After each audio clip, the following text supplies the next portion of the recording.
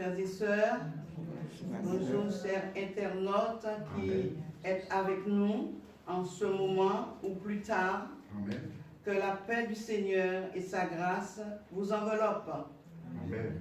Amen. Amen. Que la bénédiction de l'Éternel vous enrichit encore davantage. Amen. Merci Seigneur pour ta grâce envers chacun de nous. Car le Seigneur, il nous aime, il est bon, il est merveilleux. Soyez bénis tous dans le nom de Jésus-Christ. Amen. Amen. Ce matin, je vais vous parler des bénédictions accordées aux enfants de Dieu par le Saint-Esprit.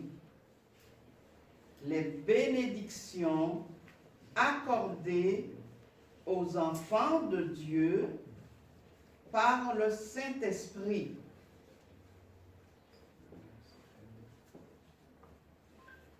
Nous avons déjà fait plusieurs études un peu sur parlant du Saint-Esprit et nous avons encore beaucoup de choses à apprendre de ce Saint-Esprit, le consolateur, celui que Jésus-Christ nous a donné, nous a laissé, parce qu'il ne nous a pas laissé orphelins. Amen. Amen.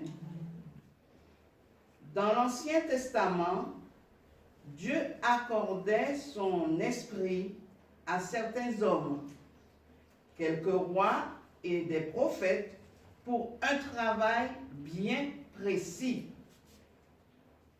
Moïse fut envoyé auprès de Pharaon pour libérer le peuple d'Israël de l'esclavage sous les Égyptiens.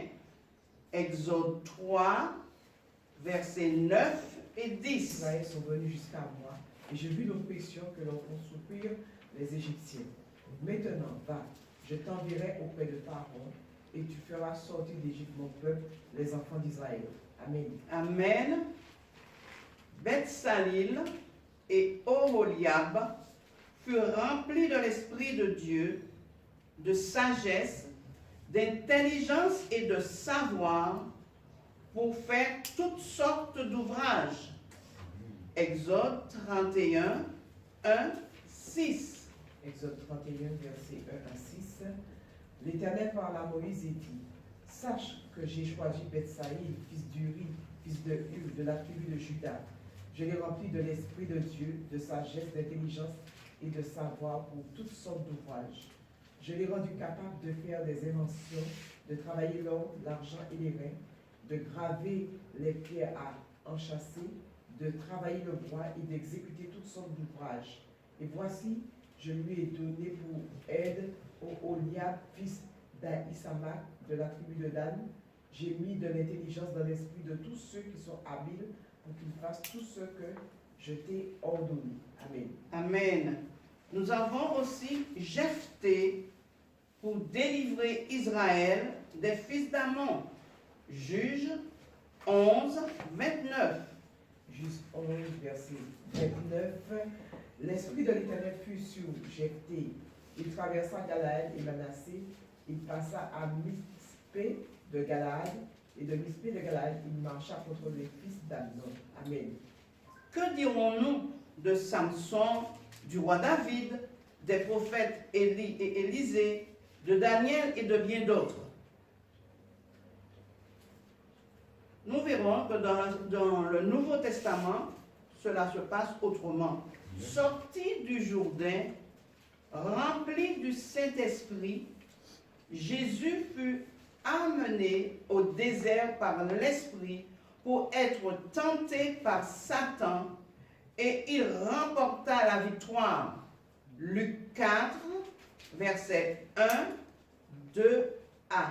Jésus, rempli du Saint-Esprit, revint du Jourdain, et il fut conduit par le Saint-Esprit dans le désert, où il fut tenté par le diable pendant 40 jours. Amen. Verset 13. Verset 13.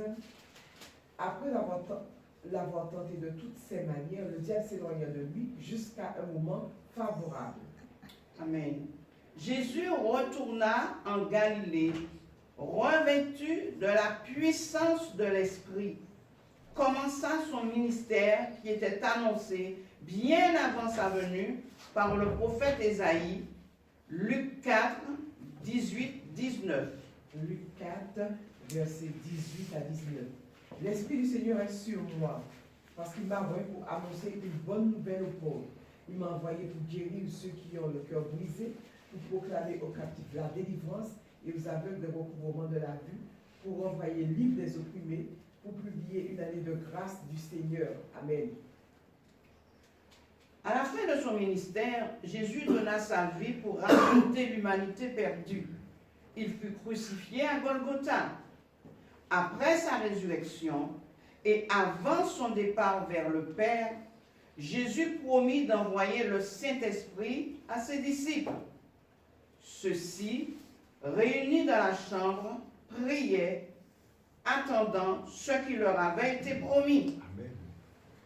À la Pentecôte, dans la chambre haute, ils reçurent la puissance du Saint-Esprit qui se manifesta sous forme de langue de feu sur chacun d'eux, et un parlait en une autre langue que la leur. Acte 2, 1, 4. Jour de la Pentecôte, ils étaient tous ensemble dans un même lieu.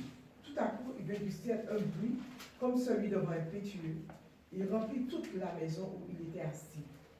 Des langues semblables à des langues de feu leur apparurent, séparées les unes des autres, et se posèrent sur chacun d'eux. Et ils furent tous remplis du Saint-Esprit et se mirent à parler en d'autres langues, selon que l'Esprit leur donnait de s'exprimer. Amen. Dès lors, l'Église de Christ fut créée par l'assistance du Saint-Esprit Amen. qui ajoutait les hommes sauvés, car les apôtres proclamaient l'Évangile, la bonne nouvelle avec assurance, la repentance, le baptême au nom de Jésus-Christ. Acte 2, 38, 41. Acte 2, versets 38 à 41.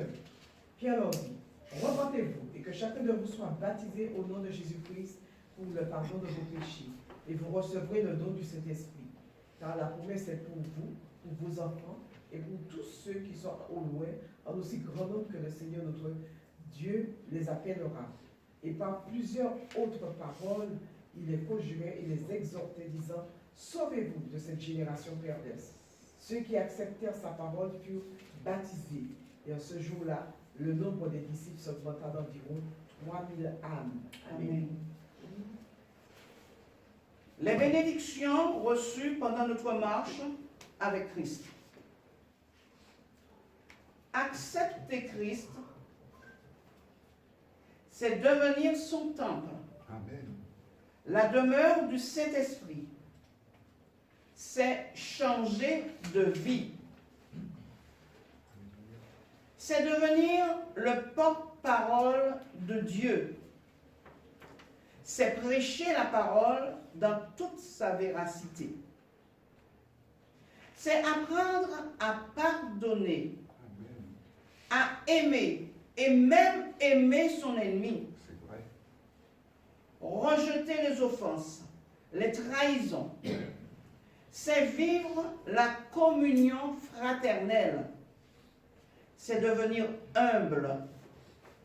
C'est être intelligent, sage. Le croyant qui est rempli du Saint-Esprit est toujours en relation avec le Père. Amen. Il s'édifie par le parler en langue, reçoit les oracles de Dieu, Amen. guérit les malades, ressuscite les morts. Oui. Le croyant est scellé par le Saint-Esprit qui l'aide à grandir dans sa marche spirituelle. Il a une vie harmonieuse, remplie de joie et de confiance en son Dieu. Amen. Le croyant rempli du Saint-Esprit comprend le langage de l'Esprit et la vie de Jésus est manifeste en lui. Il pratique le fruit de l'Esprit. Galates 5, 22. Le fruit de l'Esprit, c'est l'amour, la joie, la paix, la patience, la bonté, la bénignité, la fidélité. Amen. Son esprit est supérieur car c'est l'Esprit du Dieu suprême. Il hérite de la vie éternelle et régnera avec Christ pendant 1000 ans. Apocalypse 20, verset 6. Apocalypse 20, verset 6. Heureux et saints ceux qui ont part à la première résurrection. La seconde mort n'a pas de pouvoir sur nous, mais ils seront sacrificateurs de Dieu et de Christ et ils régneront avec lui pendant 1000 ans. Amen. Amen. Donc voilà quelques fruits, quelques bénéfices que nous avons, que nous recevons du Saint-Esprit. Parce que sans le Saint-Esprit, nous ne pouvons rien faire. Amen. Parce que Jésus a dit, je vous enverrai le consolateur. Il prendra ce qui est de moi et vous le communiquera. Donc sans le Saint-Esprit, nous ne pouvons rien faire de tout ce qui a été énuméré et bien d'autres encore. Parce que le temps est court, sinon il aurait fallu reprendre toute la Bible pour dire ce que nous faisons, ce que nous bénéficions du Saint-Esprit. Alors, que votre cœur soit en paix et persévérons dans cette marche avec l'Esprit du Dieu vivant. Amen. Amen.